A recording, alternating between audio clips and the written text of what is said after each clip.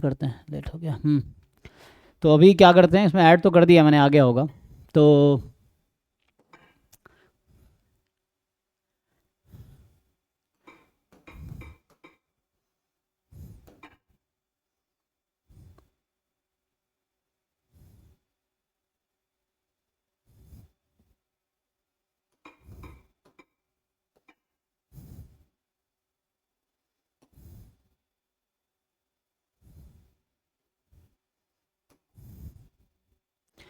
पता नहीं। तो ये तो 5 से 23 वाला है ना। हम्म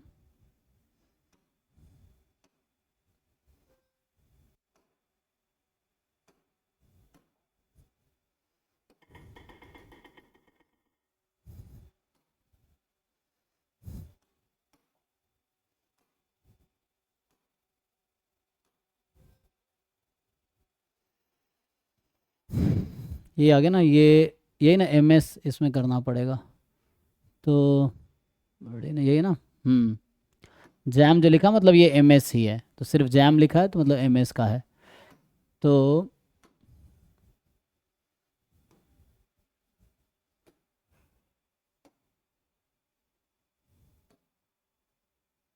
ठीक है, कोई बात नहीं। तो ये MS ये आ गया ना। ओके, ये तो अभी है ना, देखेंगे जब क्वेश्चन करेंगे। तो अभी यहाँ से स्टार्ट करता हूँ। तो आते हैं सिलेबस पे। तो आप लोग एकलव्या 1 में है ना, क्या क्या हो गया। एकलव्या 1 में तो बस लिनियर अलजेब्रा बचा है ना। इस बैच में सिर्फ ये वाला पोर्शन आपका बचा हुआ है। ठीक है, चलो यहीं से स्टार्ट करता हूँ मैं, क्योंकि जब एकलव्या 2 में देखोगे तो मैट्रिक्स से स्टार्ट किया था, तभी मैं यहीं से स्टार्ट करता हूँ, वेक्टर स्पेस से। Vector space with real field, है ना। तो यहाँ से स्टार्ट करते हैं। देन सब स्पेस, सम ऑफ सब स्पेस, है ना, ये डिस्कस करना है। सो बताओ वेक्टर स्पेस का डेफिनेशन क्या है। What is definition of vector space, है ना। ऐसा जैम में बहुत कम ही क्वेश्चन आए, डेफिनेशन पे तो मिलेगा नहीं जनरली। कई बार सब स्पेस चेक करना होता है। तो वेक्टर स्पेस का डेफिनेशन क्या है, किसी को याद है। How to define a vector space.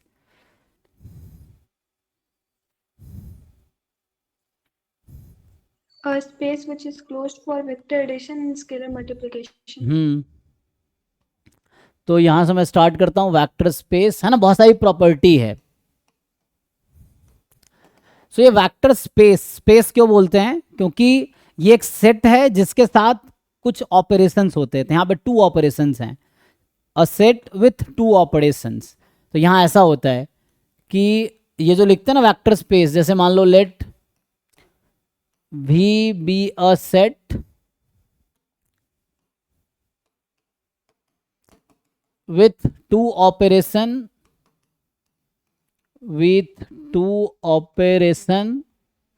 Plus and dot. तो प्लस का मतलब एडिशन, डॉट मतलब स्केलर मल्टीप्लीकेशन, ठीक है ना। तो ऑपरेशन एडिशन, जिसको बोलते हैं vector addition and scalar multiplication, you can write vector addition. तो यहाँ जो वेक्टर वर्ड यूज करूंगा ना, वेक्टर का मतलब वेक्टर स्पेस का एलिमेंट, मतलब वेक्टर स्पेस का सेट है। तो सेट के एलिमेंट्स को हम लोग वेक्टर्स बोलेंगे। जैसे एलिमेंट्स बोलते हैं ना सेट में, कि सेट उसका एलिमेंट्स है, एंट्रीज बोलते हैं। तो हम वेक्टर्स वर्ड यूज करेंगे। तो वेक्टर्स मतलब वेक्टर स्पेस के एलिमेंट, ठीक है। So vector space means just element of, vector means element of vector space, ये नोटेशन यूज होगा। तो क्या आएगा कि वेक्टर स्पेस जो है, it is V V set with 2 operation, addition and scalar multiplication, ये है। So V V set with 2 operation, addition and scalar multiplication over a field F. अब ये वो वाला फील्ड नहीं है जो सिग्मा फील्ड होता था प्रोबेबिलिटी में। तो ये फील्ड का यहाँ पे मतलब है एक सेट जहां से स्केलर आएंगे, जैसे यहाँ बोल रहे हो ना स्केलर मल्टीप्लीकेशन। तो ये जो स्केलर है वो किस सेट से आएगा, तो फील्ड से आएगा। और आपके सिलेबस में फील्ड को फिक्स कर रखा है कि रियल नंबर ही लेना है ना। तुम सिलेबस देखो तो सिलेबस में इन्होंने फिक्स कर रखा है कि फील्ड क्या होगा, vector space with real field.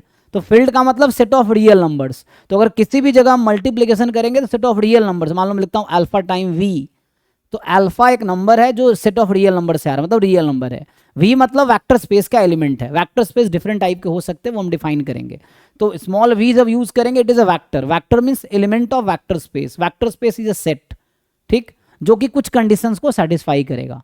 तो vector space is simply a set, ठीक है। तो हम लोग क्या बोल रहे हैं कि V be a set with two operation addition scalar multiplication over a field F.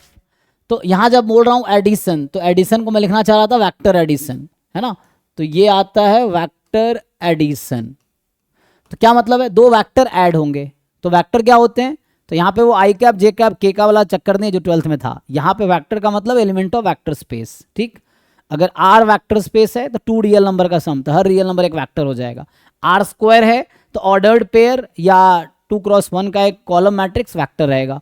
Are cube अगर वेक्टर स्पेस है तो जो टपल है, ट्रिपलेट्स हैं, ट्रिपलेट्स बोलो, या एक 3x1 का जो हमारे पास कॉलम मैट्रिक्स है, तो वो एक वेक्टर होगा। अगर set of matrices vector space है तो ईच मैट्रिक्स एक वेक्टर होगा। अगर set of polynomial vector space है तो each polynomial is a vector, ठीक है। Set of function vector space है तो each function is a vector. तो यहाँ वेक्टर बोलने का मतलब वेक्टर स्पेस का एलिमेंट, ठीक।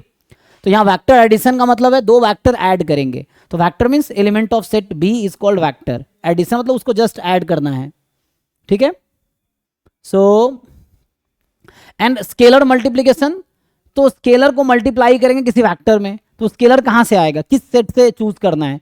तो that set is actually field, जो कि हमारे सिलेबस में फिक्स है कि फील्ड आर ही होगा। जैसे जैम मैथमेटिक्स के सिलेबस में वहाँ पे कॉम्प्लेक्स फील्ड भी हो सकता है, या गेट के सिलेबस में, गेट स्टैटिस्टिक्स में भी फील्ड उन्होंने कहा आर और सी, है ना, रियल नंबर या कॉम्प्लेक्स नंबर हो सकता है। तो यहाँ पे आपके सिलेबस में फिक्स है कि फील्ड रियल नंबर ही होगा। तो एग्जाम में जो भी क्वेश्चन आएंगे रियल फील्ड पे भी आएंगे। फील्ड बहुत सारे है ना, फील्ड एक अलग, फील्ड थ्योरी एक अलग subject, group theory, field theory, ring theory, ये सब अलग है ना, उसमें आता है एब्स्ट्रैक्ट अलजेब्रा में। तो वो अलग चीज़ें हैं, तो उसमें हमें नहीं जाना, हमें मेनली समझना फील्ड है क्या, है ना। तो फील्ड का मतलब सिंपल एक सेट है जिसके एलिमेंट्स को हम स्केलर बोलेंगे। वेक्टर स्पेस एक सेट है जिसके एलिमेंट्स को हम वेक्टर बोलेंगे, ठीक है। सो अब कैसा सेट, तो कुछ कंडीशन सेटिस्फाई होने चाहिए। So V be a set with two operation vector addition scalar multiplication over a field this is called a vector space,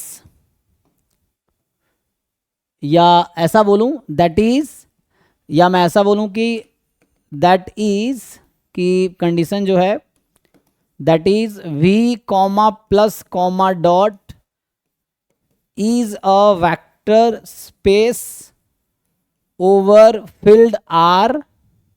so r क्यों लिखते हैं, क्योंकि स्केलर जो आएगा सेट ऑफ रियल नंबर से आएगा, ठीक। So over a field R, ठीक है जी।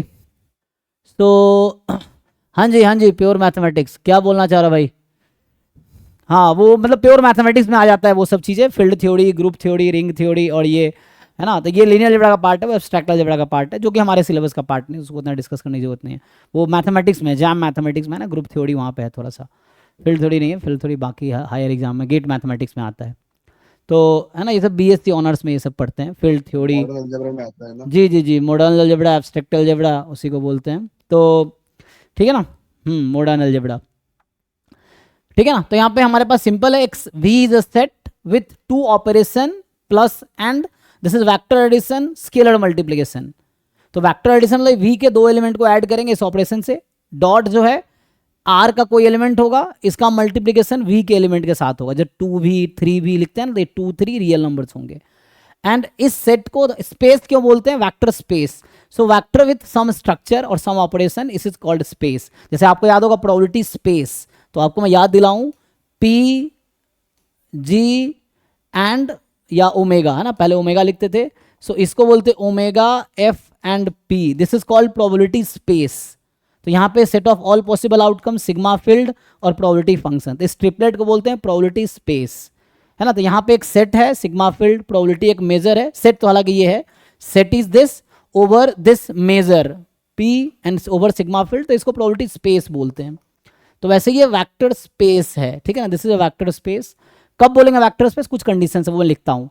सो this is a vector space if and only if there are some conditions. पहला कंडीशन है कि it should be closed under vector addition, है ना, it should be closed under vector addition. इसका मतलब है कि v1 plus v2 will belong to v for all V1 and V2 belongs to capital V, ठीक है। तो ये V1 V2 स्मॉल एलिमेंट है, तो दो एलिमेंट है, तो कोई भी टू एलिमेंट उठा लो कैपिटल V में से, उसका सम इसमें होना चाहिए। इसको बोलते हैं क्लोजर प्रॉपर्टी या क्लोज्ड अंडर एडिशन, है ना, क्लोजर प्रॉपर्टी।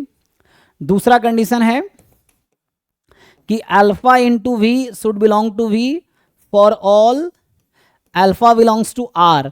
तो फील्ड लिखने के बजाय मैं सीधा सीधा आर लिख रहा हूँ, है ना। बाकी जगह डेफिनेशन देखोगे फील्ड लिखा होगा, एफ लिखा होगा यहाँ पे फील्ड। तो फील्ड मतलब सेट ऑफ स्केलर्स, ठीक है। जैसे हम लोग सिग्मा फील्ड बोलते हैं सेट ऑफ इवेंट्स, तो यहाँ पे फील्ड है सेट ऑफ स्केलर्स, तो उस तरह से है। So alpha is real number and जो हमारा वी है that is from V. So इसको बोलते हैं क्लोज्ड अंडर स्केलर मल्टीप्लिकेशन और closure property under scalar multiplication. फिर तीसरा कंडीशन आएगा कि है ना, क्लोजर एसोसिएटिव। तो यहाँ पे आएगा हमारे पास V1 plus V2 plus V3 is equal to V1 plus V2 plus V3। अब यहाँ ब्रैकेट V1 V2 पे लगा है, मतलब पहले V1 V2 को ऐड करेंगे, बाद में V3 ऐड होगा। यहाँ ब्रैकेट V2 V3 पे लगा है, मतलब पहले V2 V3 ऐड करेंगे फिर V1। तो अब ये इक्वल होने चाहिए, ठीक। तो ऐसे बहुत सारे कंडीशंस हैं। आई थिंक मुझे अगले पेज पे लिखना चाहिए, नहीं तो ये तुम्हें क्लियरली दिखेगा नहीं। तो ठीक है यहाँ तक। सो ये अभी 3 कंडीशन लिखा है, closure, associative, identity, inverse, commutative, है ना। तो चौथा कंडीशन जो होगा, सो इस प्रॉपर्टी का नाम है एसोसिएटिव, है ना। This is the associative property. Identity, so V plus 0 is equal to 0 plus V is equal to V, है ना। फॉर ये 0 कहाँ से आएगा, रियल नंबर से, तो फील्ड से, जो भी फील्ड होगा, यहाँ फील्ड हमारा रियल नंबर फिक्स है। और V कहाँ से आएगा, दिस। सो मतलब देयर एग्जिस्ट, ऐसा बोलते हैं ना, for some. So there exist होता है, देयर एग्जिस्ट आइडेंटिटी एलिमेंट, तो यहाँ होगा for some this belongs to this and for all V belongs to V। So एक ऐसा एलिमेंट मुझे आइडेंटिटी, आपको याद होगा जिन लोगों ने 12th क्लास में बाइनरी ऑपरेशन पढ़े होंगे, तो वहाँ भी आप चेक करते थे ना कि binary operation closure property satisfy कर रही है कि नहीं, एसोसिएटिव, आइडेंटिटी, इनवर्स, कम्यूटेटिव, ये सब वहाँ पे था। तो वही चीज़ें यहाँ भी हो रहा है। ये एग्जिस्टेंस ऑफ एडिटिव आइडेंटिटी है कि 0 is the additive identity. Inverse में क्या होता है कि V plus minus V plus V should be equal to identity. तो this is called existence of additive inverse. So minus V is called additive inverse of V, ठीक है जी।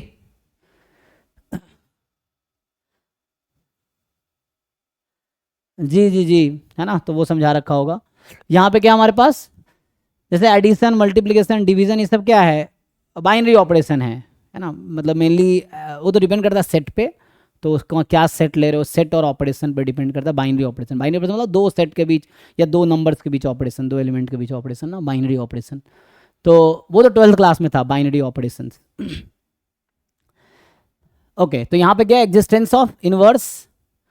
फिर छठा आएगा तो closure, associative, identity, inverse, commutative. V1 plus V2 should be equal to V2 plus V1। ऐसे आपको लग रहा होगा ये तो ऑब्वियस है तो ऑब्वियस, लेकिन आपको चेक करना होगा, सेटिस्फाई करनी चाहिए। और इतना चेक करने की जरूरत नहीं पड़ेगी, हमारे पास दूसरा और अप्रोच है, क्योंकि डेफिनेशन कई बार डिफिकल्ट होता है प्रॉब्लम सॉल्व करने के लिए। थ्योरम्स इजी बना देता है चीज़ों को, तो थ्योरम आगे हम यूज़ करेंगे जो आसान रहेगा। So this should be equal. So ये भी 6 प्रॉपर्टी हो गया। और क्या है 7वां प्रॉपर्टी, डिस्ट्रीब्यूटिव। तो यहाँ पे डिस्ट्रीब्यूटिव क्या होगा, डिस्ट्रीब्यूटिव में आप यूज करेंगे, एक तो ये लिखता है 1 into V is equal to V into 1 is equal to V, यही रहता है। ठीक है ना। सो 1 मतलब क्या है, 1 is the identity in the real number, है ना, identity in the field. So identity in R, real number में 1 आइडेंटिटी है, for all V belongs to V। बाकी नहीं भी लिख रहा हूँ, वही मतलब हर जगह है कि for all V belongs to V। 8th कितना होगा, 5 6 7 8, 8वां क्या है, डिस्ट्रीब्यूटिव, है ना। तो यहाँ आ जाएगा डिस्ट्रीब्यूटिव लॉ। आगे और भी है ना, मैं 2 तो एक्स्ट्रा लिखे, मैंने 10 लिखूंगा मैं, क्योंकि इसमें 2 कम लिखते हैं ये लोग। अज्यूम करते जब आप बोल रहे हो ऑपरेशन है, तो वो ऑब्वियसली क्लोजर होगा, क्लोज्ड होगा अंडर एडिशन एंड मल्टीप्लिकेशन, तो उसमें कोई दिक्कत नहीं है, ठीक है। सो यहाँ पे आ जाएगा, एक लिखता है A into B time V is equal to A into V time V, ये ओके होने चाहिए। फिर 9th प्रॉपर्टी आएगी डिस्ट्रीब्यूटिव लॉ। डिस्ट्रीब्यूटिव में क्या है, ए की जगह अल्फा लिख सकते हो, अल्फा बीटा आप लिख सकते हो। तो यहाँ जैसे ए लिखा है ना मैंने, तो यहाँ अल्फा लिखा है, तो इसको भी ए ही कर दो। फिर ए मतलब यहाँ कोई कांस्टेंट है, ए जब लिख रहा हूँ तो ए इज सम कांस्टेंट। और यहाँ पे आ जाएगा A time v1 plus v2 should be equal to A time v1 plus A time v2। ये हो गया distributive of A over v1 v2, यही है। और नेक्स्ट होता है अगला, एक और कंडीशन आएगी 10th वाली, कि वहाँ पे स्केलर डिस्ट्रीब्यूट होगा। So like A plus B time V, so that will be A time V plus B time V. Right और लेफ्ट दोनों ट्रू होगा। तो यहाँ आप ऐसे भी सोच सकते हो, उल्टा करोगे, लाइक v1 प्लस v2 को राइट मल्टीप्लाई करो ए से, वही चीज़ है v1 टाइम ए प्लस v2 टाइम ए। स्केलर से कोई प्रॉब्लम तो है नहीं। और यहाँ पे भी ऐसे ही है, you can write it other way कि v into A plus B, तो कोई दिक्कत नहीं है, V A plus V B. और ऐसे स्केलर से लेफ्ट मल्टीप्लाई करो, राइट मल्टीप्लाई करो, बात तो बराबर ही है। तो एक लिखना काफ़ी है। सो ये डेफिनेशन है वेक्टर स्पेस का। समझो, कोई सेट वेक्टर स्पेस होगी with two operation addition and scalar multiplication over a field R if it satisfy this 10 conditions. क्या कंडीशन है कि उस सेट V में से कोई भी 2 एलिमेंट चूज करो, their some must be in the same set, this called closure property, close under addition. You choose any real number and you choose any element from the set, the scalar product a into v must be in the same set v, चाहे एक कोई भी real number ले लूँ मैं। अगला है कि एसोसिएटिव होने चाहिए, तो ये थोड़े ऑब्वियस सी प्रॉपर्टी है अगर ऐसे सेट रहेगा। सो v1 प्लस v2 है ना, ऐसा कोई डिफाइन नहीं रहेगा अदरवाइज, तो ये ऑब्वियसली ट्रू हो जाएगा। v1 plus v2 plus v3 should be equal to v1 plus v2 plus v3। ये existence of identity, existence of inverse, commutative, commutative under addition. ये है 1 जो है आइडेंटिटी एलिमेंट है आर में, so it's 1 into V should be equal to V, V into 1 should be equal to V, A into B भी है ना, ये ऑब्वियस है ये, क्योंकि स्केलर तुम लेफ्ट राइट मल्टीप्लाई करो कोई फर्क नहीं पड़ेगा। A time B V is, क्योंकि बी वी वैक्टर स्पेस का एलिमेंट होगा ना बाई सेकेंड पॉइंट, और ए इंटू बी वी या ए इंटू बी इंटू वी, सो ये सेम होने चाहिए। यहाँ पे डिस्ट्रीब्यूटिव लॉ है ए इंटू v1 प्लस v2, तो डिस्ट्रीब्यूट कर दिया यहाँ, तो यहाँ वैक्टर डिस्ट्रीब्यूट हो रहा है ना, ए डिस्ट्रीब्यूट हो रहा है v1 v2 पे, और यहाँ पे ए प्लस बी डिस्ट्रीब्यूट हो रहा है, ए एंड बी डिस्ट्रीब्यूट हो रहा है v के साथ। मतलब यहाँ दो वैक्टर का सम है, स्केलर मल्टीप्लाई हो रहा है, यहाँ दो स्केलर का सम है, वैक्टर मल्टीप्लाई हो रहा है। सो ये सारी कंडीशन सेटिस्फाई होनी चाहिए। अभी आपको मैं एक एग्जाम्पल लिखता हूँ जस्ट और बेसिक अंडरस्टैंडिंग, और ये इसमें बहुत ज़्यादा टेंशन लेने की जरूरत नहीं है और रट्टा मारने की भी जरूरत नहीं, याद नहीं भी रहेगा तो भी कोई फर्क नहीं पड़ेगा, ठीक है। सो ये चीज़ें एनीवे, तो ये डेफिनेशन है जो कि यहाँ से स्टार्ट करना था, तो हमने ये डेफिनेशन लिखा है कि सेट को वेक्टर स्पेस कब बोलेंगे। सबसे आसान एग्जांपल है वेक्टर स्पेस का, जैसे मैं V ले लूँ R, और ऑपरेशन ऑब्वियस है एडिशन एंड स्केलर मल्टीप्लिकेशन, तो यहाँ V भी R है और फील्ड भी R है। सो V का मतलब वेक्टर स्पेस R है, इसके एलिमेंट्स को वेक्टर बोलेंगे, और यहाँ फील्ड भी R है, इसके एलिमेंट्स को स्केलर बोलेंगे, ठीक है। सो अब तुम्हें दिखाना है कि ये वेक्टर स्पेस है, तो तुम्हें चेक करना होगा कि ये उन सारी कंडीशन को सेटिस्फाई कर रही है ना। तो ये जो फील्ड है यहाँ R फिक्स है हमारा, तो हमें V मैंने क्या अज्यूम किया, सेट ऑफ रियल नंबर। अब मैं जस्ट जस्टिफाई कर रहा हूँ कि ये क्यों वेक्टर स्पेस है। तो 2 रियल नंबर का सम रियल नंबर ही आएगा, yes. You choose any real number और multiply to any real number, वो रियल नंबर ही होना है, product of 2 real number is real number. But ये है कि ये फील्ड से आ रहा है, ये वेक्टर स्पेस से आ रहा है, मैं वेक्टर भी मैंने R ही लिया है। फिर ये तो ऑब्वियस है 1 + 2 + 3, 1 + 2 + 3, किसी को ऐड करो, एनी 3 रियल नंबर सेटिस्फाई करेगा। मतलब तुम बस ये चेक करो set of real number satisfy करेगी इस कंडीशन को। कोई भी रियल नंबर लो, 0 ऐड करो या 0 को रियल नंबर में ऐड करो, सेम रियल नंबर आएगी। That real number minus real number, तो ये 0 आना है। अच्छा, यहाँ पे ऐसा लिखा रहता है बुक में कि this is equal to 0, commutative होगा, ये 1 इंटू सम रियल नंबर और something into 1 is same, then again A into ये, मतलब सेट ऑफ रियल नंबर में सारी कंडीशन सेटिस्फाई होगी। तो मैं यहाँ बोल सकता हूँ कि ये जो मैंने लिखा है ना V, ये कह सकता हूँ R plus dot is a vector space over R, तो यहाँ बहुत ऑब्वियस है कि किसी दो रियल नंबर कैसे, तो एडिशन सब्ट्रैक्शन मुझे लगता है डिफाइन करने की जरूरत नहीं है इसमें, ठीक है ना, ये बहुत ऑब्वियस सा एग्जाम्पल है। ट्रिवियल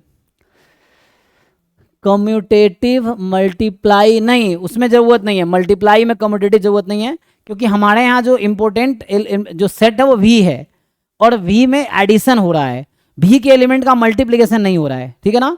सो V one into V two कहीं नहीं आया होगा, चेक करो, इसमें V one into V two कहीं नहीं आया होगा, दो वैक्टर के एलिमेंट कहीं भी मल्टीप्लाई नहीं हो रहे, बिकॉज वैक्टर एडिशन है, वैक्टर के एलिमेंट सिर्फ ऐड होंगे, मल्टीप्लाई क्या होगा, स्केलर मल्टीप्लाई होगा, स्केलर मींस कांस्टेंट, तो इसलिए वैक्टर का मल्टीप्लिकेशन जरूरत नहीं है, मल्टीप्लिकेशन में कम्यूटेटिव होना जरूरत नहीं है, उसकी जरूरत नहीं है डेफिनेशन में।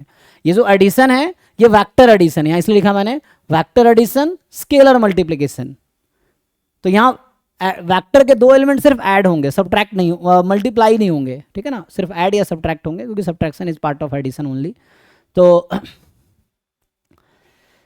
मैं दूसरा एग्जांपल लिखता हूँ, इसी को थोड़ा एक्सटेंड करें, तो जैसे अगर आप आर स्क्वायर ले लो, v is R square, R square आप लोगों को समझ आता है, plane X Y plane, order pair, set of order pairs where each element can be any real number, ठीक है। सो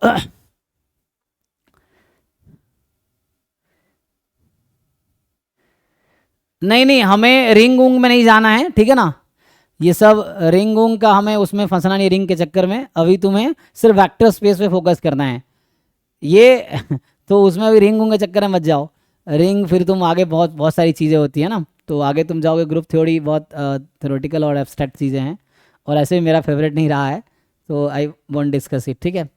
तो यहाँ से आगे बढ़ते हैं, तो वी इज अ ना, रिंग ग्रुप रिंग फील्ड, आगे क्या क्या आता है, बहुत सारी चीज़ें आगे आती हैं, हम लोग पढ़ रहे थे अभी ग्रुप, मतलब हमारे जो दोस्त है, जैसे मेरे साथ खड़गपुर में एक दोस्त मनोहर है, वही ग्रुप थ्योरी में रिसर्च है उसका, तो ये लोग क्या क्या नाम लेते रहते हैं मैं तो भूल भी गया, तो समथिंग समथिंग बहुत सारी चीज़ें ऐसे अजीब से टर्म्स हैं। तो ये लोग रिंग रिंग खेलते हैं रिसर्च में, सोचो रिसर्च वाले लोग, ऐसा है तो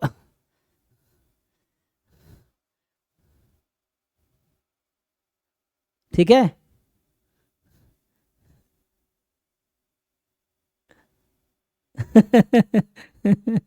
तो ठीक है, अभी इसको छोड़ो, हमें उसकी ज़रूरत नहीं है, ये जो पढ़ रहे हैं ना, देखो एलजेब्रा के दो मेजर पार्ट हैं, एक तो मॉडर्न एलजेब्रा है जिसमें वो सब चीज़ें आती है, रिंग और ये सब फील्ड और ये आगे बहुत सारी चीज़ें आती हैं, और एक है लीनियर एलजेब्रा, तो हमें पढ़ना है linear algebra, linear algebra easy है, ठीक है, तो इसमें डिस्कस करते हैं बाकी रिंग का हमें कोई जिक्र नहीं करना, रिंग के लिए कोई ज़रूरत नहीं, हमारे सिलेबस से रिंग का कोई रिलेशन नहीं है, तो सीधा सीधा हम वेक्टर स्पेस पे स्ट्रिक्ट रहते हैं।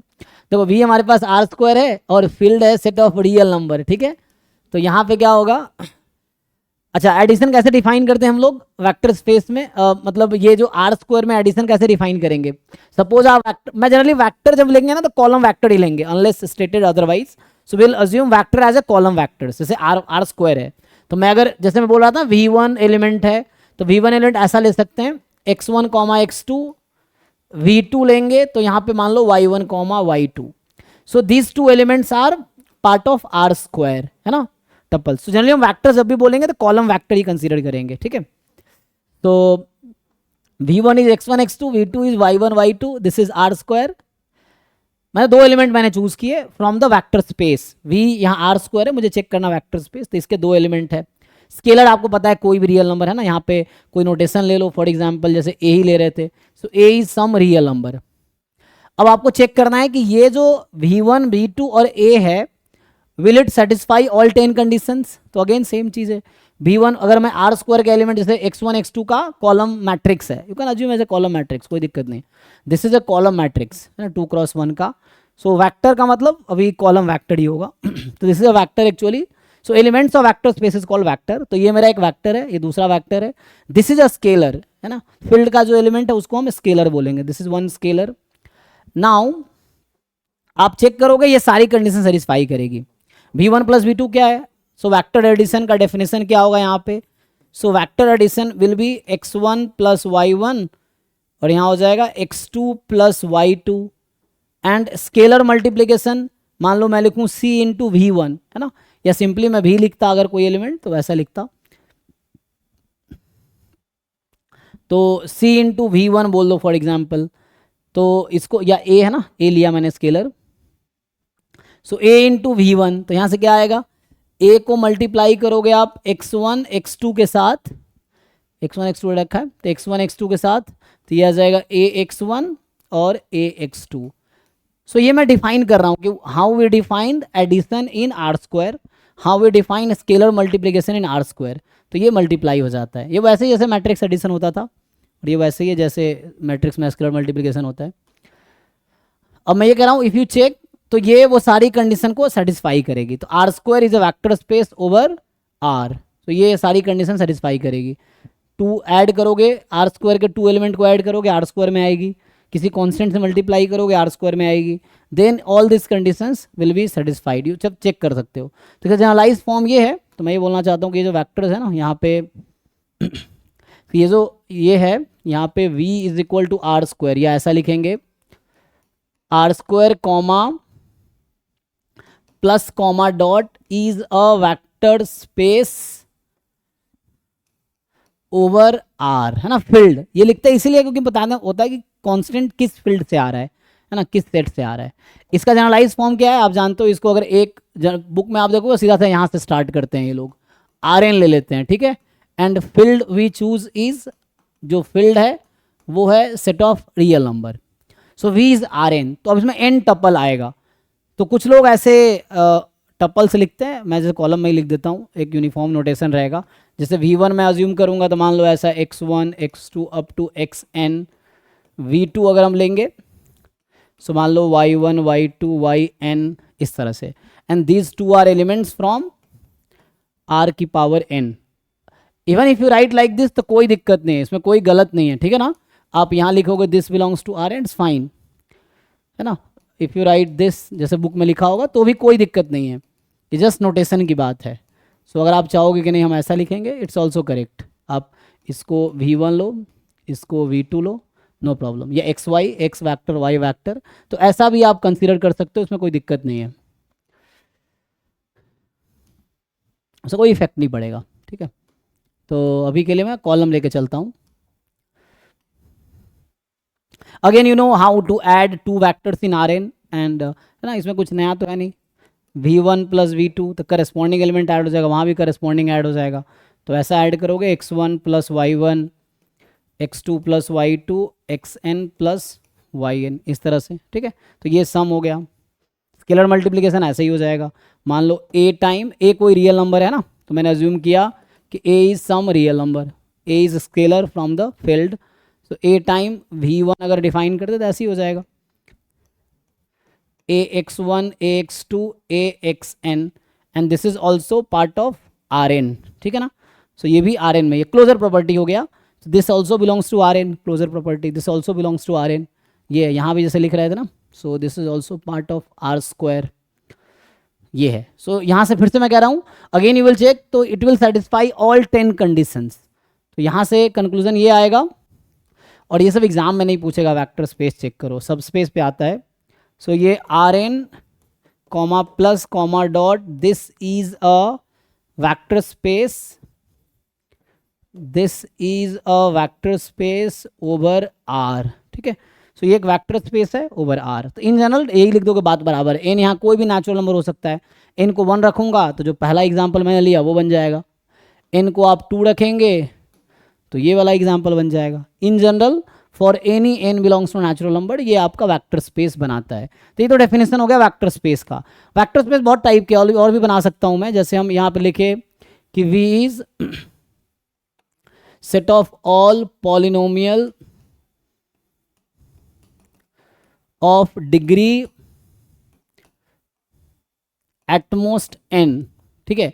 V set of all polynomial of degree at most n, या मैं इसी को वैसे लिखूं तो इसके एलिमेंट्स कैसे दिखेंगे, है ना। तो इसका एलिमेंट्स लिखोगे जैसे ये सेट होगा, मान लो यहाँ के a0 plus a1x a2x square an x की पावर n, ठीक है। जहाँ पे जो ai's हैं दे आर रियल नंबर्स। सो ये वेक्टर स्पेस है अभी, डिग्री एटमोस्ट n। अच्छा, इसमें क्या होगा, तो इसमें जो लिखेंगे v एडिशन स्केलर मल्टीप्लिकेशन, तो यहाँ पे जो एडिशन है वो पॉलिनोमियल एडिशन होगा। जैसे अगर मैं V1 V2 लिख रहा था, अभी मैं V1 लिख के दिखाऊंगा आपको, तो V1 आप कुछ ऐसा पॉलिनोमियल लेंगे, यू कैन टेक एनी, है ना। सो कोई भी ऐसे एक यही ले लो, मान लो यहाँ पे जैसे A0 प्लस A1, इस टाइप का ही एलिमेंट होगा ना इसमें। तो एक तो एग्जाम्पल जैसे लिखना है कि AN x की पावर n। अगर V2 में दूसरा एलिमेंट लूँ तो ऐसा लिख सकता हूँ कि B0 plus B1 x Bn x की पावर n, इस तरीके से। So these are two elements from that vector space. इसका नोटेशन है PNR, है ना। सो ये जो नोटेशन है दिस वी राइट, इसका नोटेशन जो जनरली बुक में लिखता है PNR, मतलब सेट ऑफ पॉलिनोमियल्स हैविंग, है ना, एटमॉस डिग्री n एंड ठीक है जी। हाँ हाँ हाँ, ये सब तो पहले पढ़ रखा होगा, BSc मैथ्स वाले बच्चे ज़्यादा पढ़ रखे होंगे। हाँ हो सकता है एक वेक्टर के अंदर फाइनाइट नंबर ऑफ एलिमेंट ही रहेंगे, वो डिपेंड करेगा ना कि फाइनाइट नंबर ऑफ एलिमेंट क्यों रहेंगे, डिपेंड करता है कि वेक्टर स्पेस कैसा है। अभी तो मैंने जैसे लिया है कि R² Rn, अभी ये फाइनाइट है, कुछ ऐसा कुछ और ले लो तो डिपेंड करेगा वेक्टर स्पेस क्या कंसीडर करे, उसके अकॉर्डिंग एलिमेंट आएगा।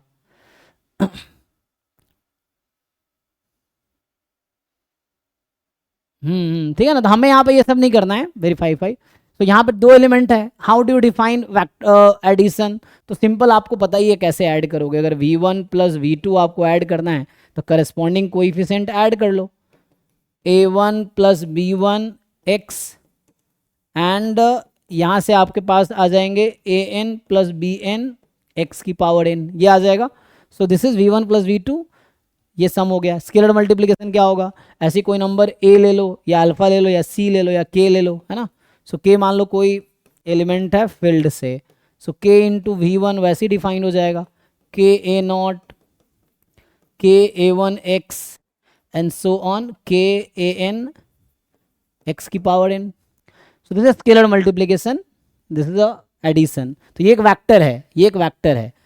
वेक्टर क्यों है, क्योंकि हमारा वेक्टर स्पेस यहाँ पे सेट ऑफ पॉलिनोमियल्स है, तो ये वेक्टर जो होंगे वो पॉलिनोमियल्स ही होंगे। वेक्टर स्पेस के जो एलिमेंट्स हैं उसको वेक्टर बोलेंगे, फील्ड के एलिमेंट को स्केलर बोलेंगे। So these are two vectors, V1 and V2 are two vector from this vector space. Again मैं कह रहा हूँ, अब चेक करोगे तो ये दोनों, मतलब V1 V2 will satisfy all 10 conditions. आप जस्ट लिख के देख सकते हो, पर जरूरत नहीं है, ठीक है ना। So again this is a vector space over R। ऐसे बहुत सारे हैं ना, set of all n cross n matrices, इस तरह से बहुत सारे डिफाइन कर सकते हैं, तो वो उसके अकॉर्डिंग आएगा। तो ये सिंपल इंट्रोडक्शन है अबाउट वेक्टर स्पेस। अब मैं थोड़े से आगे आता हूँ, तो इस पे क्वेश्चन कोई ऐसा नहीं आता कि वेक्टर स्पेस है कि नहीं, मेनली सब स्पेस चेक करने को आता है। तो वो देखो, अब वेक्टर सब स्पेस क्या होगा। So what is definition of सब स्पेस, है ना, ये है सब स्पेस। तो नाम में ही है। तो अभी डेफिनेशन क्या होगा, इसका डेफिनेशन कैसे लिखेंगे सब स्पेस का। एक सबसेट जो वेक्टर स्पेस बन जाए, है ना। मान लीजिए ऐसा लिखता हूं कि let V be a vector space, जैसे V comma plus comma dot, ऐसा लिखो। This is a vector space over R, क्योंकि हमें बोल रखा है vector space over R। This is a vector space over R and so this is a vector space over R and मान लो W जो है कोई सबसेट है V का, such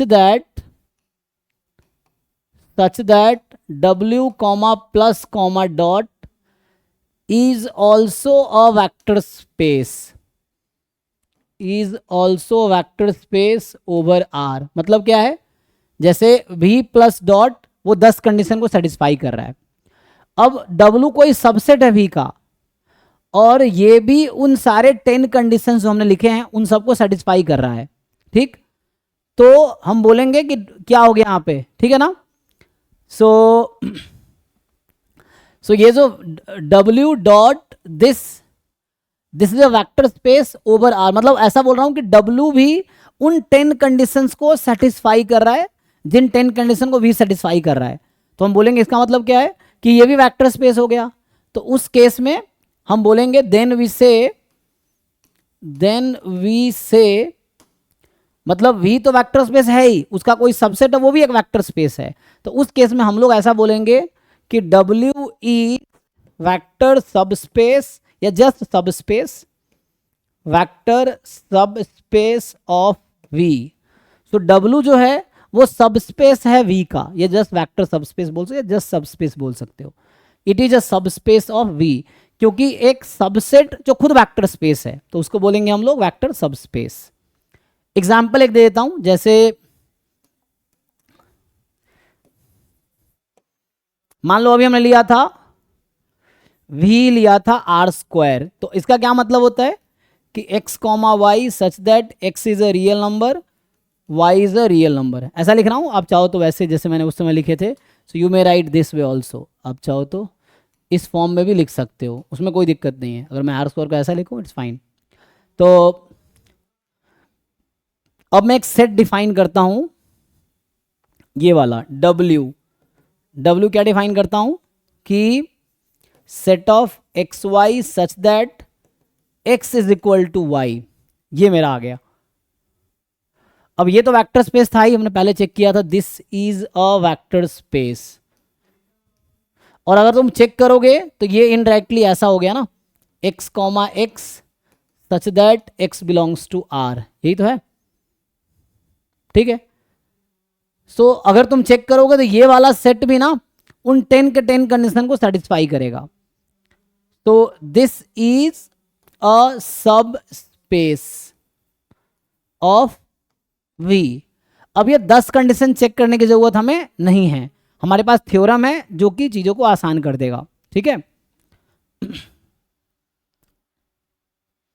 तो मैं कह रहा हूं ये W जो है ना सबसेट है V का, सबसेट है जी, आप लोग देख पा रहे हो, W is a subset of V, क्योंकि V में क्या है, कोई भी ऑर्डर पेयर है एक्स वाई का। सो बेटर अभी तुम ऐसा लिख लो, है ना, ऐसे समझ आएगा। सो यहाँ पे आप R² में अगर देखोगे तो ऐसा, अगर x, y लिखोगे तो आपको समझ आएगा कि एक्स वाई ऑर्डर पेयर है। यहाँ भी लिखोगे तो एक्स वाई ऑर्डर पेयर है, यहाँ से भी जैसे एक्स वाई जो है ऑर्डर पेयर है, तो यहाँ पे x, y ऑर्डर पेयर है, इसको ऐसा लिख लो, x, x ना, x, x। तो x, x कहाँ पे होगा, y is equal to X की लाइन है ना, वो है, तो ऑब्वियसली वो R² का सबसेट है। R² मतलब पूरा एक्स वाई प्लेन, और ये है x is equal to Y वाली लाइन जस्ट, तो ये सबसेट है, जबकि ये भी वेक्टर स्पेस के जो 10 कंडीशन है उसको सेटिस्फाई करेगा। सो this is a vector subspace, this is subspace of V। लेकिन सबस्पेस के लिए मुझे, मैं कह रहा हूँ, इतना 10 कंडीशन चेक करने की जरूरत नहीं है। तो जो थ्योरम है मेरे पास कि किसमें होता है कि a subset W of V, a subset W of vector space V is a subspace of V if and only if, क्या कंडीशन लिखते हैं जी, मेनली 2 ही कंडीशन रिक्वायर्ड है, लेकिन तीसरा हम लिखते हैं, वो चेक करने में थोड़ा हेल्प करता है। मेनली लास्ट के 2 कंडीशन, तो 0 बिलोंग्स टू W, दूसरा W1, W2 belongs to capital W for all W1, W belongs to capital W, and तीसरा है A, अब A लिख रहा हूं तो A ही कंटिन्यू करता हूं, A, W belongs to W for all A belongs to R and W belongs to capital W। तो बोलते हैं कि 0 वेक्टर होना ही चाहिए, तो हर वेक्टर स्पेस में 0 वेक्टर होगा ही, हर सब स्पेस में 0 वेक्टर तो होगा ही, ठीक है। सो 0 वेक्टर मस्ट बी देयर, किसी भी वेक्टर स्पेस, किसी भी सब स्पेस में 0 वेक्टर होना जरूरी है, सो मस्ट बी देयर। दूसरा, you choose any 2 element from that subset W, उसका सम उस W में होने चाहिए, और you choose any real number, you choose any element from W, तो A into W must be in the W, ठीक है। तो ये आपका थ्योरम है that will help us to check whether it is a vector subspace or not, ठीक है। इतना ही काफी है, जैसे यहीं पे चेक करके देख लो, अब जैसे ये लिख रहा था, अब इसमें चेक करो, ऐसा होगा। जैसे ये जो लिख रखा है मैंने, अभी मैं जस्ट इसको वेरीफाई करता हूँ उसी एग्जाम्पल को। तो वहां पे हमने लिखा था कि हमने वेक्टर स्पेस लिया था R², तो R² पूरा XY प्लेन है, ठीक है ना, R² पूरा XY प्लेन है, इसमें कहीं भी आर स्क्वायर पूरा एक्स वाई प्लेन है, और डब्ल्यू जो है हमने कहा कि you take order pair X Y where X is equal to Y. सो चेक करो क्या ये डब्ल्यू इन तीनों कंडीशन को सेटिस्फाई करेगा, है ना। यहाँ एक्स इक्वल टू वाई, और एक्स वाई क्या है, ऑब्वियसली एक्स वाई कुछ नहीं है, तो मतलब एक्स वाई तो रियल नंबर्स ही है ना, ये है।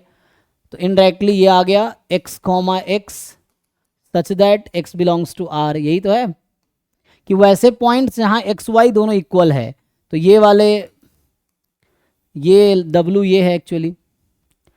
अब ये तीनों कंडीशन सेटिस्फाई करेगी, चेक करो क्या जीरो फैक्टर है इसमें, यस एक्स को जीरो रखेंगे जीरो हो जाएगा। अगर मैं कोई भी टू एलिमेंट ऐसा चूज करूं तो उसका सम ऐसा ही आएगा, आएगा ना, देख लो।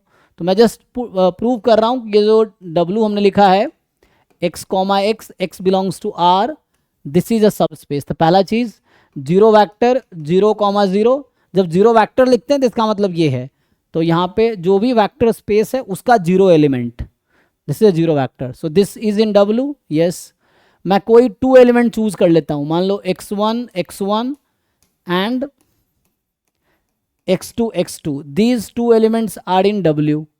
तो क्या इसका सम भी डब्ल्यू में ही आएगा, तो दोनों को ऐड कर दो। सो x1 प्लस x2 जब आप इसको ऐड करोगे तो आएगा x1 प्लस x2, और डब्ल्यू में कैसे एलिमेंट है जहाँ x और y कोऑर्डिनेट दोनों सेम है, तो यहाँ भी तो एक्स वाई कोऑर्डिनेट सेम है, इसका मतलब यस दिस। तो दूसरा कंडीशन भी सेटिस्फाई हो गया। तीसरा कंडीशन अगर आप चेक करोगे कि ए कोई रियल नंबर है, ये पहला कंडीशन था, ये दूसरा कंडीशन। तीसरे कंडीशन में है कि A is any real number और यू चूज एनी एलिमेंट, मान लो X comma X belongs to W. अब चेक करो कि ए टाइम दैट वैक्टर, तो ये क्या आ जाएगा ए एक्स, क्या ये भी डब्ल्यू में है, यस क्योंकि डब्ल्यू में क्या होना चाहिए, दोनों कोऑर्डिनेट इक्वल होने चाहिए, दोनों कोऑर्डिनेट इक्वल है, तो तीनों कंडीशन सेटिस्फाई हो गया। तो इसका मतलब W is a sub space, W is a sub space of R square, V जो कि आर स्क्वायर था, W is a sub space of R square because this condition hold, these three conditions are satisfied. कोई doubt है किसी को अभी, मतलब vector space का डेफिनेशन था, 10 पॉइंट थे। सब स्पेस उसका सबसेट है जो खुद वेक्टर स्पेस है। चेक करने के लिए आपको ये तीन चीजें चेक करनी है ना, you just have to check the three conditions to check a vector space, sub space, ये चेक करना है। अब इस पर अगर कुछ क्वेश्चन ढूंढना पड़ेगा, जैम एमएस वाले में है सब स्पेस के क्वेश्चंस, चेक करो कोई है तो असाइनमेंट ढूंढो जहाँ सब स्पेस चेक करना हो। हालांकि बहुत अलग अलग टाइप का सब स्पेस है, तो वो हम आगे बात करें, null space, column space, row space, है ना, इस तरह की ये सब वेक्टर स्पेसेस हैं।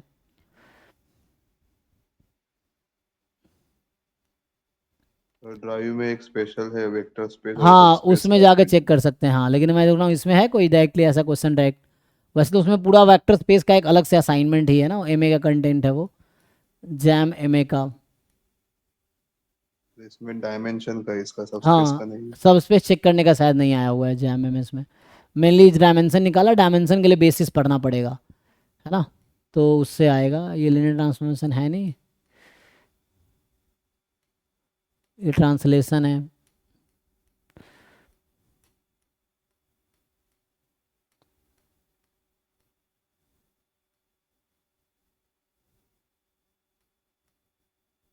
सब डायमेंशन से ये है ना, VW50 नंबर क्वेश्चन, ये सब डायमेंशन में निकालने के क्वेश्चन है।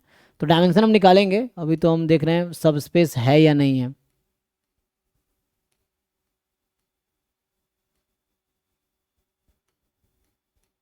जैम एमए वाले में है। एमए वाले में है ना, हाँ एमए वाले में है, एमएस वाले में नहीं है। तो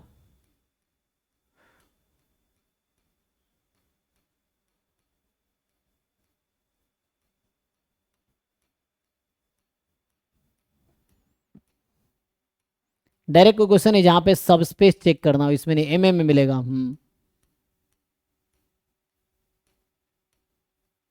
ये सब डिटर्मिनेंट तो ये सब है, खत्म।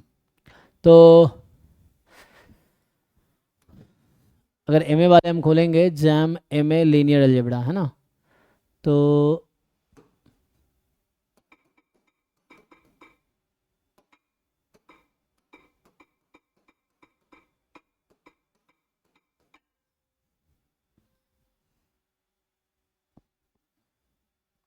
तो ये तो एम एस का था, है ना, एम ए वाला ये है। अच्छा 5 से 24 है तो वहाँ पे तो जैसे तो क्वेश्चन प्रैक्टिस के लिए देख लेते हैं। तो 15 नंबर, कौन सा नंबर? 15। 15 नंबर। अच्छा, इंटीग्रल डोमेन है ना, देखो ये भी एक इंटीग्रल डोमेन, ये सब भी अलग अलग चीज़ें हैं, ये मैथ्स में आती हैं ये सब, रिंग डोमेन ये सब। तो बेसिस 15 में पूछ रहा है आपसे, right the following set is a basis, ये बेसिस पूछ रहा है। तो बेसिस अभी सीखेंगे, बेसिस नहीं, ये हमें चेक करना हो सब स्पेस है कि नहीं, ऐसा क्वेश्चन ढूंढना पड़ेगा जहाँ सब स्पेस चेक करना हो। नहीं तो मैं लिख देता हूँ, वैसे हमारे पास असाइनमेंट तो है ही अलग से, तो वो खोलना पड़ेगा फिर। ज़्यादातर बेसिस ही आते हैं आपके एग्जाम में, बेसिस ही आए हैं, वेक्टर स्पेस चेक करने के कम ही क्वेश्चन आते हैं। सीयूईटी में आता है वेक्टर सब स्पेस चेक करने का, जैम में ऐसे आए नहीं है। इंडिपेंडेंट, डिपेंडेंट,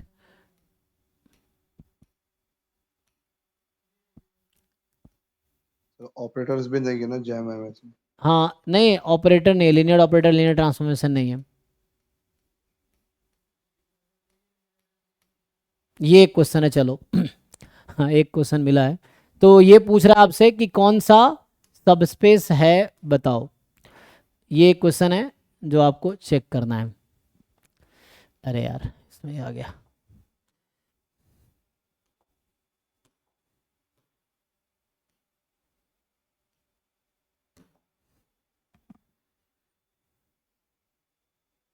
चलो अभी तो चेक कर सकते हो आप लोग, अभी 3 कंडीशन आपको चेक करनी है ना। यहाँ वेक्टर स्पेस क्या आर क्यूब है, और चेक करना है इसका सब स्पेस क्या है ना। ये वेक्टर स्पेस आपका आर क्यूब मतलब v बराबर आर क्यूब है, तो ऑब्वियस है वो। अब आपको देखना है फर्स्ट w वाला कौन सा होगा। कौन सा आएगा? ए। ए। अच्छा बाकी लोग चेक कीजिए।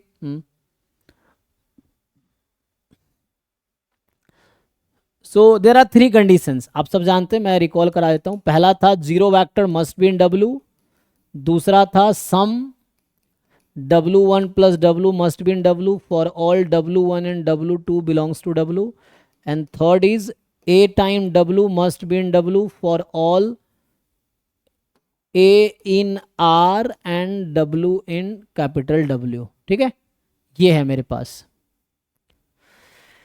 तो ये 3 कंडीशन चेक करो, कौन सा ऑप्शन है जो तीनों कंडीशन को सेटिस्फाई करेगी। ये इजी है चेक करना, ठीक है।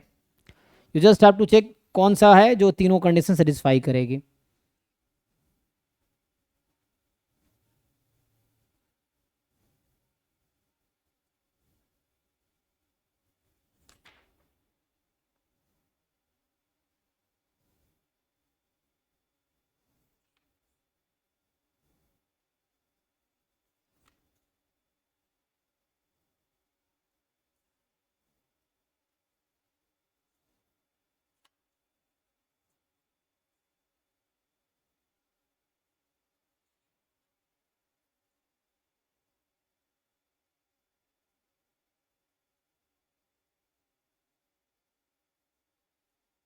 ओके आई थिंक मुझे चेक करने की जरूरत है नहीं, आप सब लोग कर पाएंगे इजिली, है ना।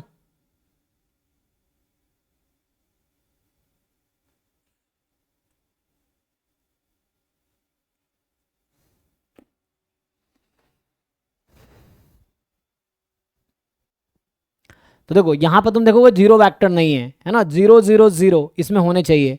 तो 0 -1 बराबर 0, -1 बराबर 0, कॉन्ट्राडिक्शन आउट।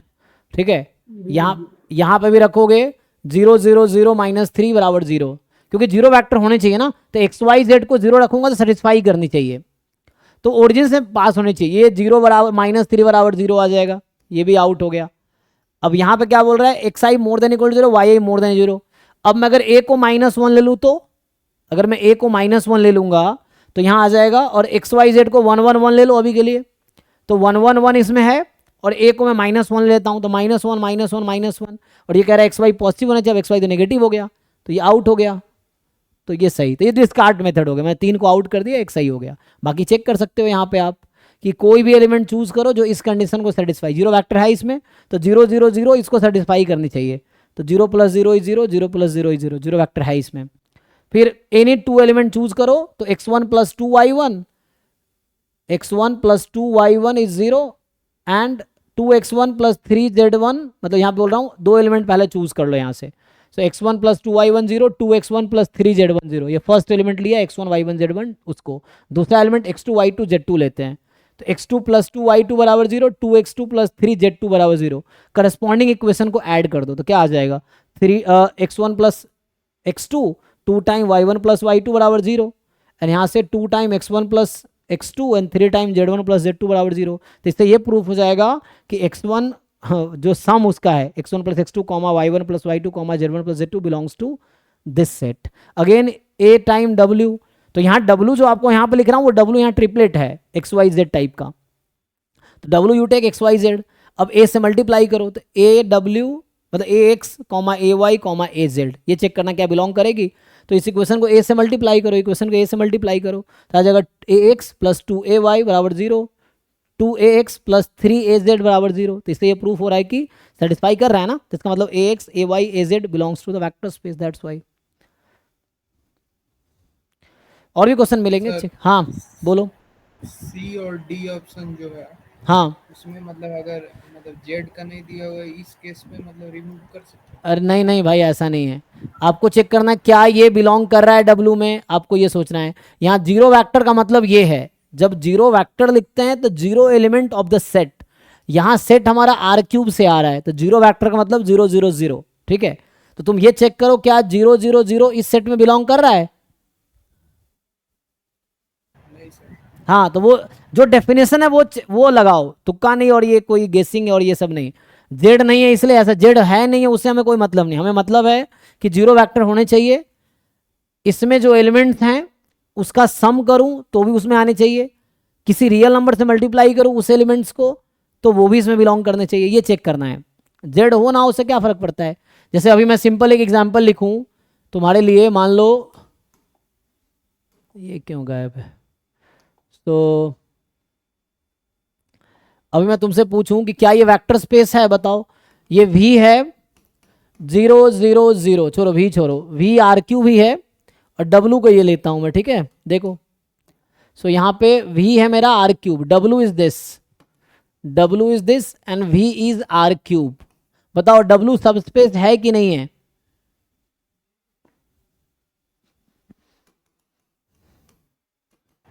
है सर। W2 को मैंने R³ भी ले लिया है ना, you know every set is a subset of itself. अच्छा तीसरा कंडीशन W3 मैंने एम्प्टी सेट ले लिया, एम्प्टी सेट आपको पता होगा। एंड चौथा W4 को मैंने ले लिया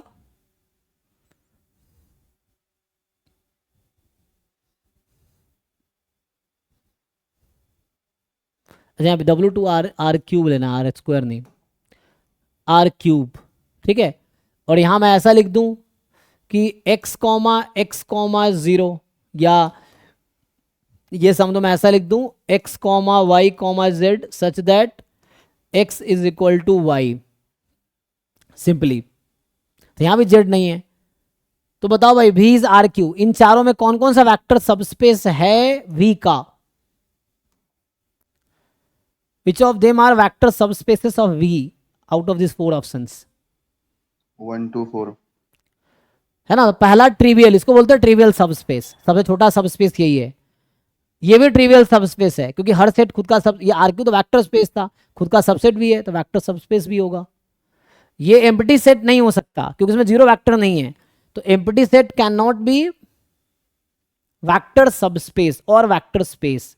जीरो वेक्टर होना कंपलसरी है हर वेक्टर स्पेस में, तो इसलिए ये वेक्टर स्पेस है क्योंकि जीरो वेक्टर है इसमें। बाकी कोई भी दो एलिमेंट चूज करो सम इसी में आएगा, दो एलिमेंट चूज करोगे यही चूज करना पड़ेगा 2 बार तुम्हें, क्योंकि दूसरा तो एक्स्ट्रा है ही नहीं, तो W1 W2 यही बनेगा, सम करोगे यही आएगा। फिर you choose any real number, उसको मल्टीप्लाई करो इससे, यही आएगा, तो ये तो है ही इसमें। तो ये जो तीनों कंडीशन सब स्पेस वाली वो सेटिस्फाई करेगी। इनफैक्ट ये वेक्टर स्पेस की जो 10 कंडीशन है वो भी सेटिस्फाई करेगी, है ना। सो 3 चेक करना है, तो दिस इज नॉट, ये है 4th वाला x is equal to Y, यहाँ भी z नहीं है, स्टिल ये वेक्टर सबस्पेस होगा, चेक करो। तो इसमें तुम अगर और इसको करेक्ट कर दोगे, this is something like x x z, इस टाइप का ये एलिमेंट्स हैं इसमें। तो जब आप चेक करोगे कि अगर एक्स जेड को मैं 0 कर दूं तो 0 0 0 है इसमें. You choose 2 element x1 x1 z1, दूसरा एलिमेंट x2 x2 z2, सम करो तो इसी टाइप का आएगा या इसके अकॉर्डिंग आएगा. x1 is equal to y1, x2 is equal to y2. तो ऐसा आता है. वन चेक सिंपली कि this will form a vector subspace. तीनों कंडीशन सेटिस्फाई होगी. ठीक है. तो 1 2 4 are the vector subspaces of R cube.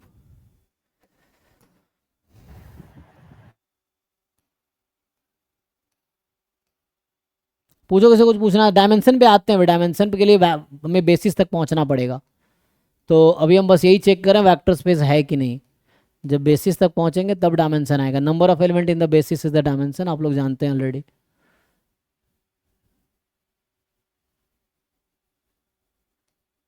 तो ये देखो जैसे यहाँ लिखा है V is a vector space over C set of complex number. तो ये जैम एमएस का सिलेबस में ही नहीं है.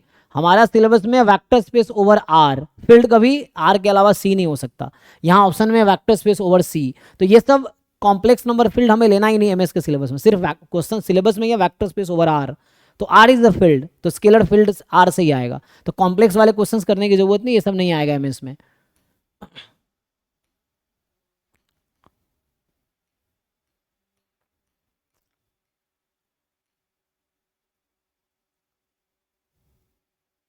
अब देखो ये क्वेश्चन है सबस्पेस होने के लिए क्या कंडीशन जरूरी है. चेक करो ये कंडीशन. क्वेश्चन कह रहा है कि ये सबस्पेस बन जाए तो इसके लिए क्या ऑप्शन करेक्ट होगा ताकि ये सबस्पेस बन जाए. लो सॉल्व करो इसको.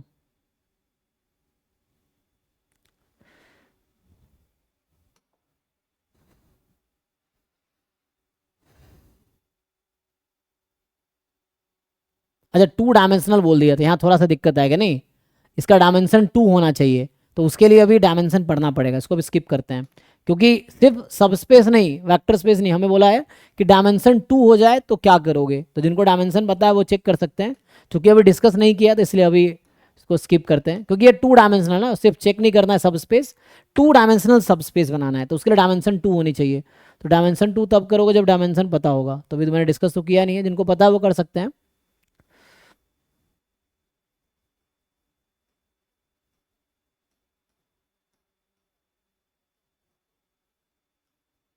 ये लिनियर डिपेंडेंट इंडिपेंडेंट पे क्वेश्चंस है ना.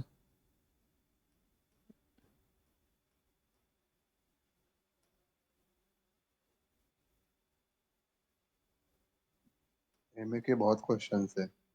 सॉल्व करो कोई बात नहीं. देख लेना जैम एमएस का सिलेबस में हो. इसलिए सिलेबस और पीवाईक्यू को रेगुलरली देखते रहो.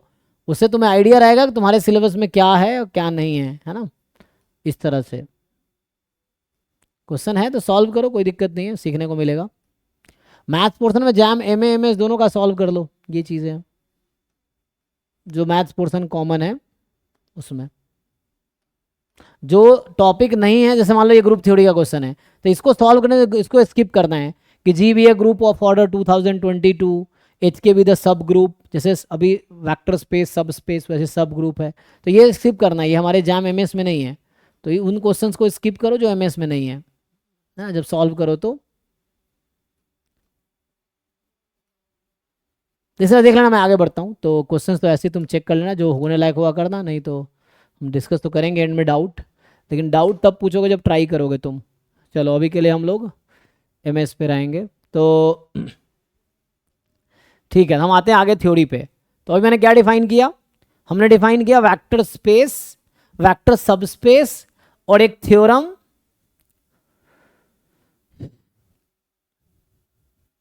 हाँ हाँ उस तरह के थ्योरम से बहुत सारे बन जाएंगे. वो तो कोई दिक्कत नहीं है ना. कोई भी लीनियर होगा जो ओरिजिन से पास कर रही होगी तो वो वेक्टर सबस्पेस बनाएगी है ना. लीनियर होने चाहिए और ओरिजिन से पास करने चाहिए. तो अभी आगे देखो. अभी सबस्पेस में थोड़े से आते हैं. सो अभी नेक्स्ट डिस्कस करते हैं इंटरसेक्शन ऑफ 2 सबस्पेस है ना. तो अभी मैं डिस्कस करता हूँ इंटरसेक्शन ऑफ 2 सब स्पेसेस. ठीक है. तो मान लीजिए कि let V be a vector space and चलो vector space and W1 and W2 are subspaces of V. Subspaces of V. Then how do you define W1 intersection W2? इसका क्या डेफिनेशन होगा? कैसे डिफाइन करते हैं हम लोग? तो ये होगा set of vectors in V such that V belongs to W1 and V belongs to W2. ये होता है ना definition, set intersection of two sets, simple. और थ्योरम ये होता है कि टू सबस्पेस का इंटरसेक्शन हमेशा एक सबस्पेस होगा, ठीक। सो थ्योरम क्या है? थ्योरम ये है कि intersection of two subspace is always a subspace. Intersection of two subspaces is a subspace. मतलब यहां पे कहना चाह रहा हूं कि W1 इंटरसेक्शन W2 सबस्पेस होगा, है ना, इसकी गारंटी है। प्रूफ देख सकते हैं हम लोग, प्रूफ डिस्कस नहीं कर रहे हैं, आप बुक में प्रूफ देख सकते हो क्यों। सो W1 intersection W2 is a subspace of V। बाकी ऊपर थ्योरी लिख चुका हूं तो उसी के करस्पॉन्डिंग लिख रहा हूं कि W1 W2 सबस्पेस है तो ये सबस्पेस होगा ही, ठीक। What about union? Union of two subspace, union of two subspaces. तो जैसे फिर से मैं सेम स्टोरी रिपीट करूं कि let W1 and W2 be two subspaces of a vector space V. Then what is definition of W1 union W2? Same as the definition of union of two sets. जैसे आप to set का union define करते हैं तो again ऐसे ही होगा कि V के वो एलिमेंट जो W1 में भी है, सॉरी, और यूनियन है ना, या W2 में है। अब बताइए, अगर W1 W2 सबस्पेस है तो क्या यूनियन सबस्पेस बनाएगा? may or may not be, उसका सबसेट होना चाहिए। In general answer is no, है ना, क्योंकि हम लोग ट्रू कब बोलते हैं? जब ऑलवेज ट्रू हो। जैसे हम लोग कभी फॉल्स बोलते हैं ना तो इसका मतलब कहीं ना कहीं गलत तो है। अगर एक पॉइंट पे भी गलत है तो गलत है। जैसे हमने कहा कि यूनियन सबस्पेस है तो आंसर इज नो। वाई? क्योंकि एक काउंटर एग्जांपल अगर ऐसा मिल गया मुझे जहां पे यूनियन सबस्पेस नहीं है तो एनफ है गलत कहने के लिए, है ना। तो एक गलत कहने के लिए मतलब one counter example enough to say false. अगर बोलता हूँ सबस्पेस है तो इसका मतलब कोई काउंटर एग्जाम्पल नहीं है। जैसे हमने कहा कि यहाँ पे कि इंटरसेक्शन हमेशा सबस्पेस बनाएगा, तो मतलब अगर टू सबस्पेस लोगे आप तो इंटरसेक्शन हमेशा subspace, there is no counter example. और यहाँ पे बोलेंगे, है ना, तो in general this will not form, है ना। तो यहाँ पे ये रिमार्क कि union of subspace, union of two subspace may not be a subspace, ठीक है। तो इसका मतलब है कि W1 union W2, W1 union that is W1 and W2 is not a subspace और this is not necessarily a subspace, है ना। या लिख देता हूं, में भी लिख देता हूं, है ना। This may not be a subspace, मतलब कोई गारंटी नहीं है ना जो आपने कहा, ठीक है। या इन general this will not be a subspace, क्योंकि एक काउंटर अगर ऑप्शन में आता है, मान लो 4 ऑप्शन लिखा है कि इंटरसेक्शन, यूनियन, इस तरह से, so this may not be. लेकिन कब सबस्पेस बनता है? तो इसका एक थ्योरम है कि सबस्पेस बनता कब है कि W1 union W2 is a subspace of V। वो बताओ भाई क्या कंडीशन है? If and only if subset होना चाहिए। तो यहां पे या तो W1 सबसेट है W2 का या फिर W2 सबसेट है W1 का। तो इनडायरेक्टली होगा क्या? अब मान लो W1 सबसेट है W2 का, so what is W1 union W2?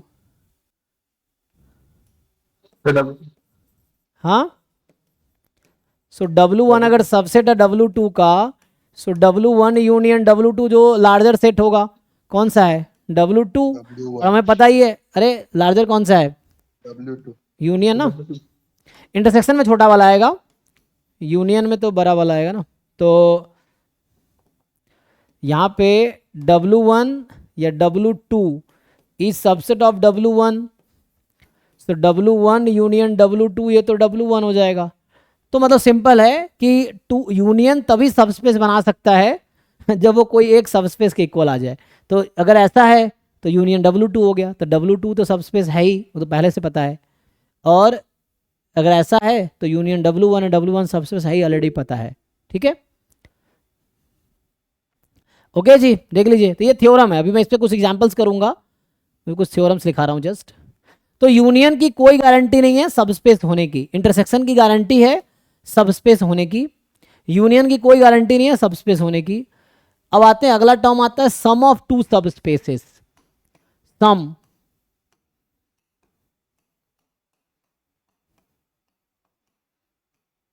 तो sum of two subspaces. So यहां पे फिर से सेम स्टोरी कि let W1 and W2 be subspaces of W1 and W2 be subspaces of vector space V. Then how do you define sum? Question है, definition क्या है? Sum of two subspaces W1 and W2 is defined as, बताइए जी कैसे define करेंगे? Intersection union तो हम पहले भी जानते थे। How to define sum of two sets और सम ऑफ टू सबस्पेस? अच्छा कैसे, तो एग्जांपल है ना, ओके तो एग्जांपल मिल जाएगा अभी एग्जांपल लिखता हूं इसके बाद। देखो तो जैसे आपको समझ आ जाएगा कि क्यों सम सबस्पेस नहीं है। बोलो भाई।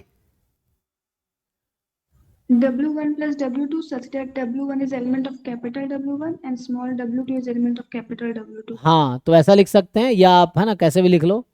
सो वेक्टर लिखना है ना, तो set of all possible sum, set of all possible sum where W1 will belong to capital W1 and W2 will belong to capital W2, ये आ जाएगा। तो ऑल पॉसिबल सम, और अगेन थ्योरम है कि this will always be a subspace, so ये हमेशा subspace बनाएगा। Theorem क्या है कि sum of two subspace is a subspace, मतलब that is W1 plus W2 is a subspace of V। अब एग्जाम्पल लेते हैं, एक जैसे पूछ रहे थे ना, चलिए एक एग्जाम्पल कंसीडर करते हैं। So consider one example. So vector space हम R² लेते हैं। R² क्या है? Set of all order pair in R², मतलब XY प्लेन है ना, set of all points in XY plane, ये हमारा R², ये X ये Y।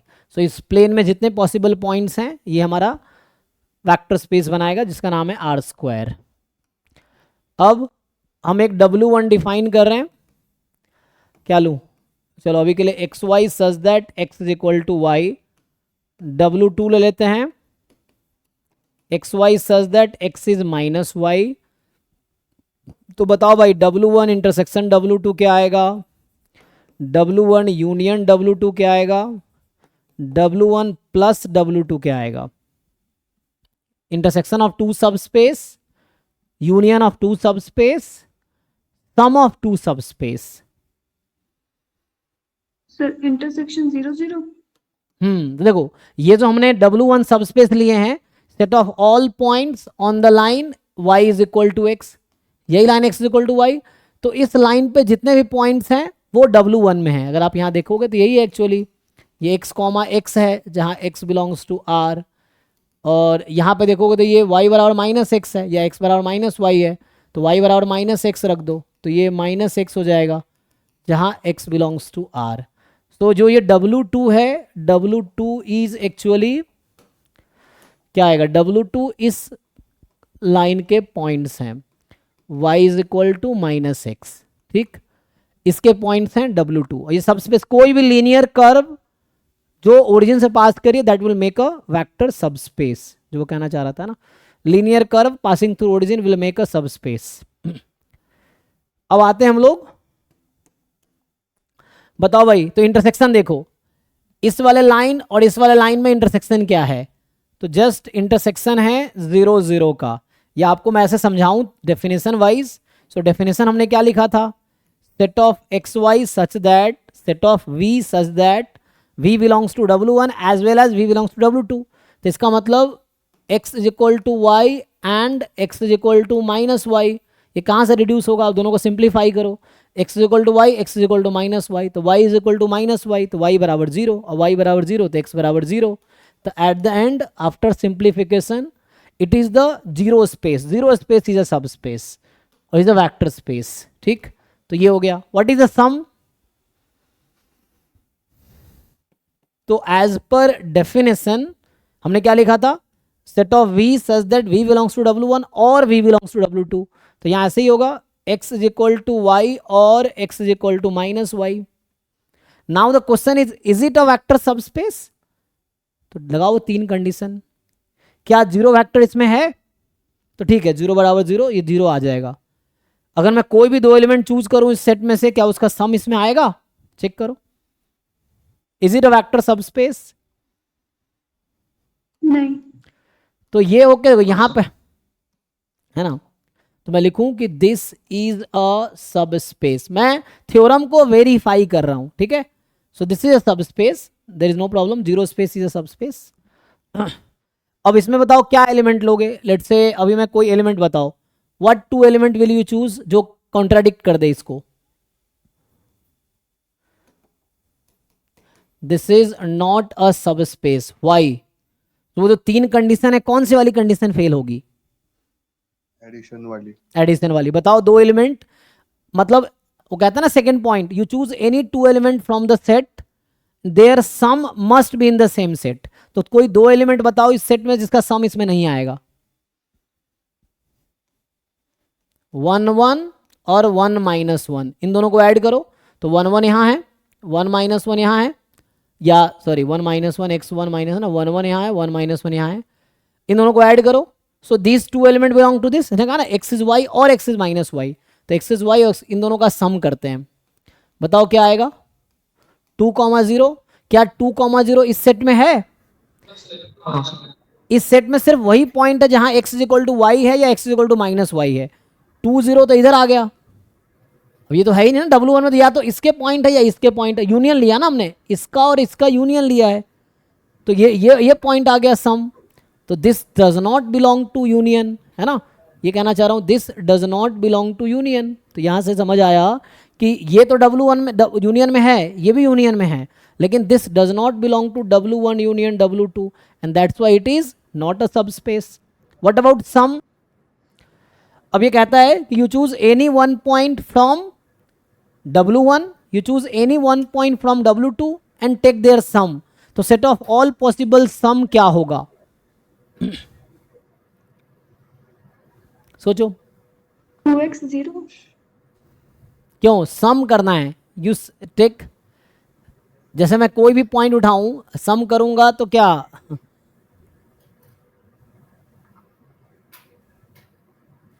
Set of all possible सम क्या क्या जनरेट करेगा,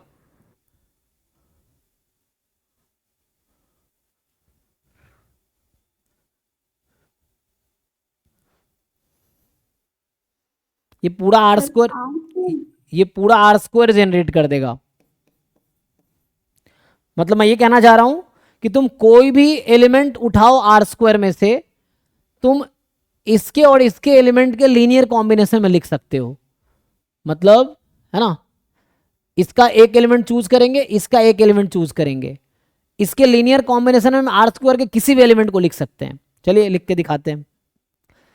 अभी के लिए सो लेट अस टेक, अभी के लिए कोई नंबर ले लो, क्या ले लूँ, ए कॉमा बी, मान लो a comma b r square का मेंबर है, तो मुझे दिखाना है कि this can be written as a sum of elements of W1 and W2। मुझे दिखाना है कि मैं कोई भी एलिमेंट आर स्क्वायर का चूज करूं तो that can be written as a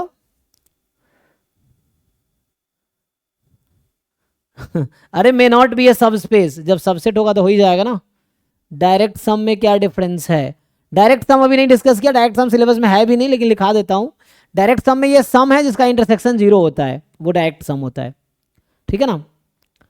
so direct sum मतलब सम जिसका इंटरसेक्शन 0 है, ये डायरेक्ट सम भी है एक्चुअली, क्योंकि ये सम आएगा आर स्क्वायर, मतलब सम वेक्टर स्पेस हो जाए और इंटरसेक्शन 0 स्पेस हो जाए वैसा, तो वो डायरेक्ट सम हो गया। तो यहाँ इंटरसेक्शन 0 स्पेस हो गया और सम पूरा आर स्क्वायर आ गया, तो इसको बोलते हैं डायरेक्ट सम भी। तो ये जो W1 प्लस W2 है या V जो है वो डायरेक्ट सम भी बोल सकते हैं हम उसको। मैं लिखा देता हूँ, ऐसे जरूरत नहीं है, ये हमारे जैम MS में डायरेक्ट सम नहीं है तो आएगा नहीं डायरेक्ट सम, लेकिन लिखा देता हूँ। अभी बोल रहा हूँ लेट अस दिस टेक। अब बताओ भाई, लिख के बताओ मुझे, तुम AB को मुझे लिख के बताओ, sum K1 time XX and sum K2 time x minus x. तो बताओ मुझे क्या रखोगे K1, क्या रखोगे K2, ताकि ऐसा हो जाए, बता पाओगे? सॉल्व कर लो इक्वेशन को, आ जाएगा। मैं क्या बोलना चाह रहा हूं, ये मैं आर स्क्वायर क्यों लिखा मैंने, क्योंकि मैं ये कह रहा हूं कि आर स्क्वायर के कोई भी element can be written as a sum of element of W1 and W2। एक एलिमेंट W1 से उठाऊंगा, एक एलिमेंट W2 से, और उसको ऐड करेंगे तो वो आर स्क्वायर का कोई भी एलिमेंट जनरेट कर पाएगा।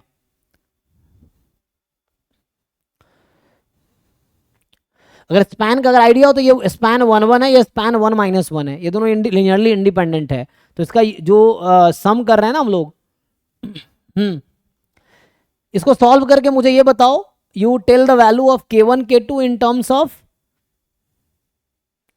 तो ये सॉल्व करके K1 की वैल्यू निकालो और K2 की वैल्यू निकालो इन terms of X and AB। निकाल पाओगे? निकाल लो, हो जाएगा। Find the value of, sir K1 B/2 और K2 B minus A/2। फिर से बोलो, K1 क्या होगा?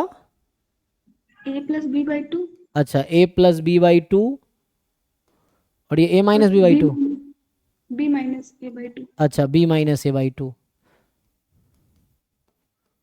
बाकी लोग चेक कर लो, X का कोई रोल नहीं है, X भी तो आएगा, चेक करो। कैंसिल हो गया क्या? नहीं सर। हाँ, फिर X नहीं आएगा K1 K2 में।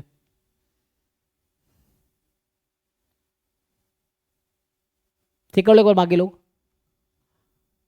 आई थिंक 2x हो जाएगा शायद यहाँ पे, ऐसा कुछ देखो।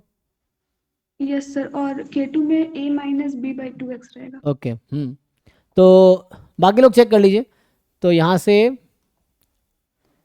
A माइनस B/2x आ जाएगा, है ना।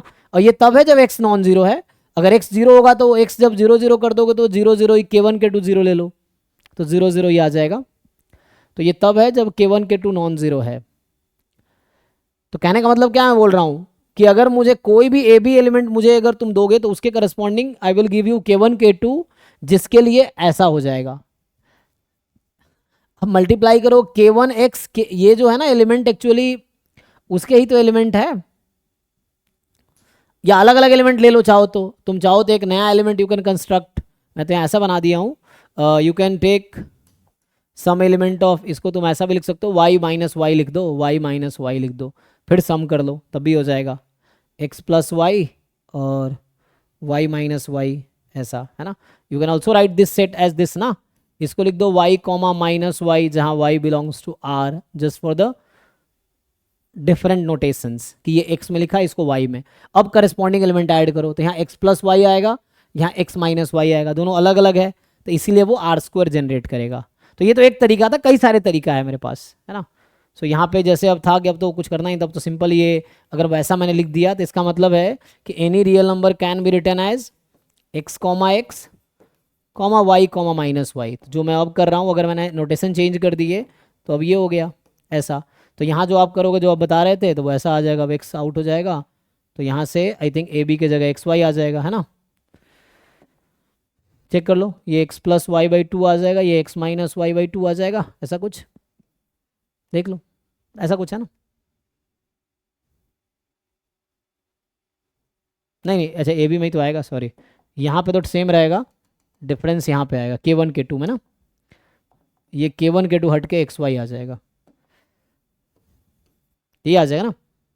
देख लो एक बारी, और यहाँ x खत्म हो जाएगा। अब सिंप्लीफाई कर लो, ये तो मैं गेस कर रहा हूँ, तुम सिंप्लीफाई करके देखो, यू कैन सॉल्व दिस। चलो तो टाइम काफ़ी निकल गया, आज यहीं स्टॉप करते हैं, अगले क्लास में डिस्कस करता हूँ। तो ये सब स्पेस है, यस ये खुद आर स्क्वायर है, this is a sub space, ये चीज़ है यहाँ पे, ठीक है जी। तो अभी यहीं पे स्टॉप करते हैं आज। तो आज हमने क्या डिस्कस किया कि वेक्टर स्पेस क्या है ना, स्पेस क्या है, रियल फील्ड, सब स्पेस क्या है, सम ऑफ सब स्पेस, इंटरसेक्शन ऑफ सब स्पेस। इतना ही डायरेक्ट सम की यहाँ जरूरत नहीं, उसने लिखा नहीं, एग्जाम में पूछेगा भी नहीं, कल ये पार्ट डिस्कस करेंगे, ठीक है ना। स्पैन, लिनियर डिपेंडेंस, इंडिपेंडेंस और आगे डिस्कस करेंगे। अब ये स्टॉप करते हैं, थैंक यू। यूनियन सब स्पेस में वाई नवल मे और मे नॉट बी, तो यहाँ पे नहीं हुआ है बट कहीं हो भी सकता है, ठीक है, मे नॉट बी,